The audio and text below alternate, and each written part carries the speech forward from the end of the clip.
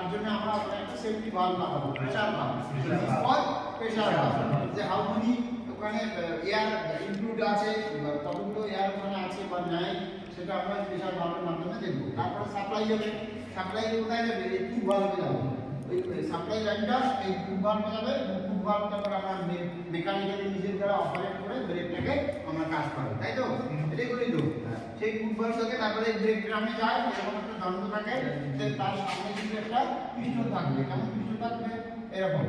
আমি তাহলে এটাকে আগাই দিই, এরকম একটা এখানে একটা বক্স থাকবে, সেই বক্সটা এইখানে কিন্তু একটা পিস্টন থাকবে, পিস্টন থাকবে, যে পিস্টনটা এখানে কানেক্ট করা থাকবে একটা নাট বোল্টের দ্বারা, আর পিস্টনের এখানে কিন্তু স্প্রিং থাকবে, পিস্টনের এখানে স্প্রিং থাকবে। এই দিক দিয়ে এয়ারটা প্রেসার দিবে, এই দিক দিয়ে এয়ারটা প্রেসার দিবে, এই দিক দিয়ে ঢুকবে এয়ার, এই দিক দিয়ে এয়ারটা ঢুকবে যখন, তখন পিস্টনটা কি করবে? মুভমেন্টটা কোথায় হবে?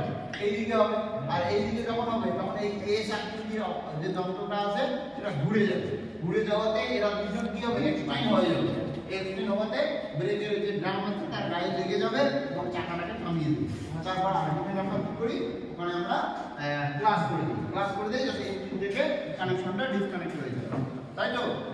তাহলে বোঝ সামারিটা কি কি বললাম আমি? এয়ার কম্প্রেসার থাকবে, সেই এয়ার কম্প্রেসারটা কি করবে? এয়ার কম্প্রেসারটা কার সঙ্গে কানেক্ট থাকবে? এয়ার কম্প্রেসারটা কানেক্ট থাকবে ইঞ্জিনের সঙ্গে। কিসের দ্বারা? With the help of belt pulley, with the help of কার দ্বারা? বেল্ট পুল্লির দ্বারা।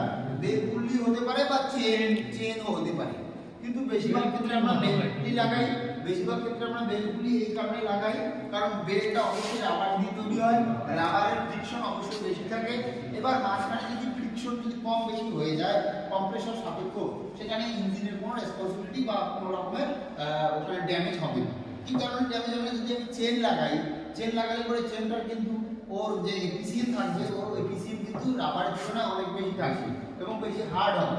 যদি আমি চেনের সঙ্গে ইঞ্জিনকে কানেক্ট করাই, তাহলে ইঞ্জিনটা যদি কোনো রকম ভাবে ধরো ঘুরতেই আছে, এবার এই কম্প্রেসারের এখানে কোনো রকমের প্রবলেম হয়েছে, তার মাঝখানে যদি প্রবলেমটা যদি ডিসকানেক্ট করতে হয় তাহলে বেল্টটাই লাগাতে হবে। যদি চেন লাগাই কিন্তু চলতেই থাকবে, কম্প্রেসার আরো বেশি খারাপ হয়ে যাবে।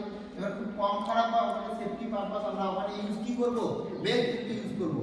তার মানে ইঞ্জিন থেকে একটা বেল্ট ঝুলিয়ে আসবে, এই কম্প্রেসারটাকে ঘোরাবে, কম্প্রেসারের মধ্যে দুইটা বা তিনটা বা চারটা বা একটা, যে কোনো একটা পিস্টন থাকবে, মিনিমাম ম্যাক্সিমাম তিনটে থাকতে পারে, চারটাও থাকতে পারে।